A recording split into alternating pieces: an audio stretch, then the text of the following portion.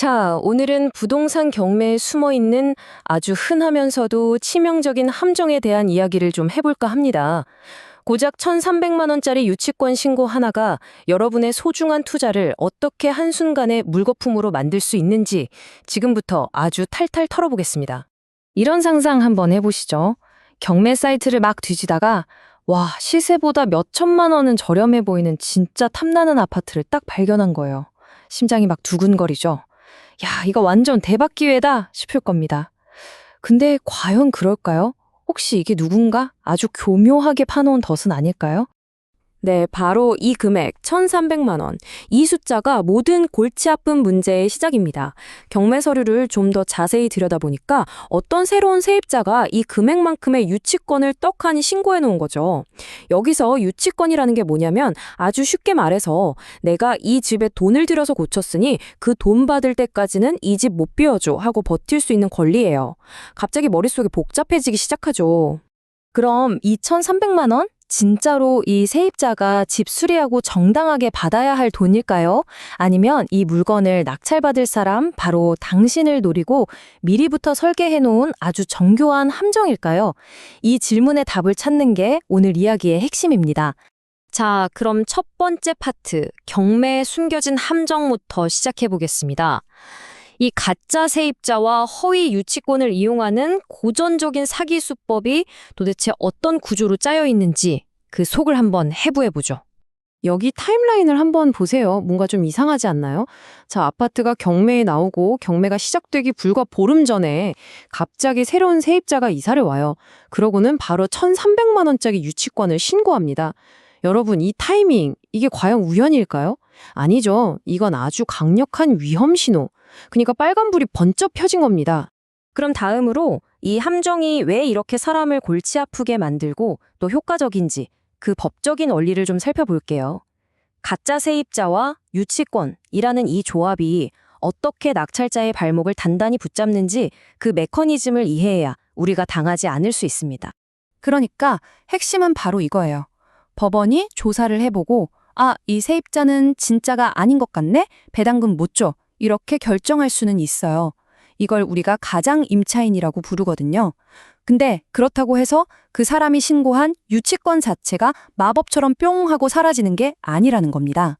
그 문제는 고스란히 낙찰받은 당신의 숙제로 넘게 되는 거죠. 이 상황이 진짜 문제인 이유는 여러분을 훨씬 더 힘들고 돈 많이 드는 길로 밀어넣기 때문이에요. 원래대로라면 왼쪽에 있는 인도 명령이라는 아주 간단한 절차? 뭐랄까, 토끼처럼 빠르게 집을 비우게 할 수 있었을 거예요. 하지만 유치권이 딱 신고되는 순간 여러분은 오른쪽에 거북이처럼 명도소송이라는 아주 길고 비싸고 복잡한 미로 같은 정식 재판으로 끌려 들어갈 확률이 엄청나게 높아집니다. 실제로 전문가들도 똑같이 이야기합니다.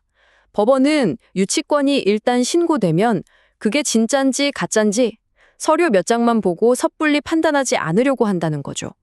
결국 정식 재판 가서 제대로 한번 다퉈보세요 하고 길을 터주는 겁니다.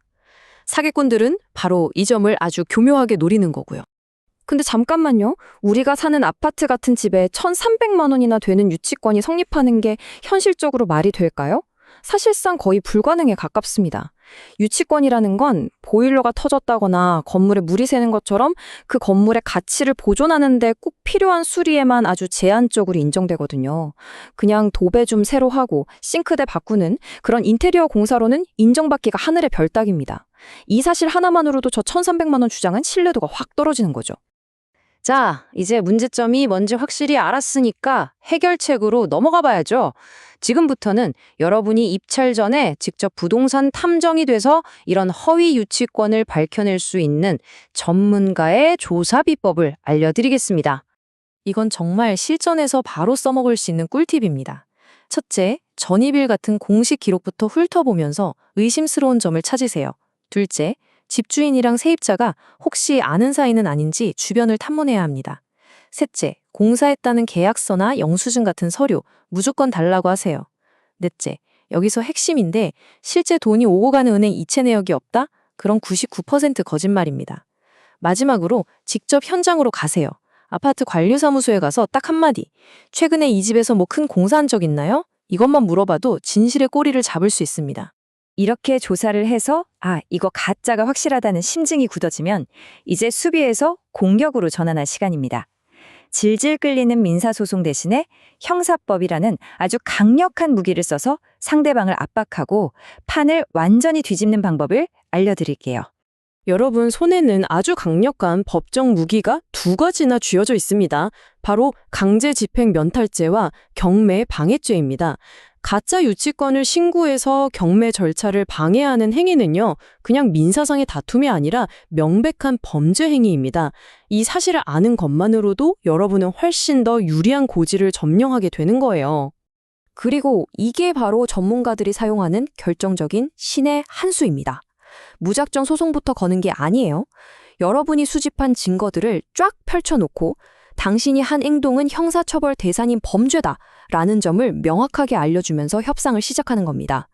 스스로 유치권 풀고 조용히 나갈 것이냐, 아니면 경찰서 가서 조사를 받을 것이냐, 이 압박이야말로 가장 효과적인 해결책이 될 수 있습니다.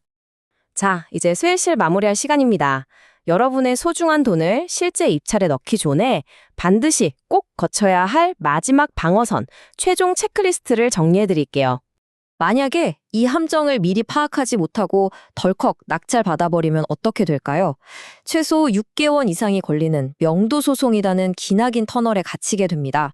그동안의 시간, 변호사 비용, 그리고 엄청난 스트레스, 전부 다 여러분의 몫이 되는 겁니다.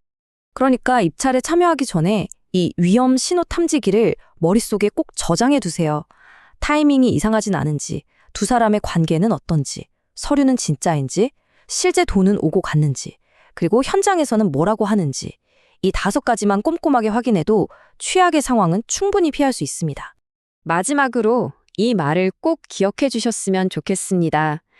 부동산 경매에서 우리 눈을 사로잡는 가장 매력적인 물건들은 종종 그 뒤에 가장 비싼 대가를 치러야 하는 함정을 숨기고 있다는 사실을요. 이제 여러분은 전문가의 조사 비법과 대응 전략을 모두 알게 됐습니다. 이 지식을 가지고 여러분 앞에 놓인 다음 경매 물건이 진짜 숨겨진 보석인지 아니면 교묘하게 포장된 함정인지 어떻게 구별해 내시겠습니까?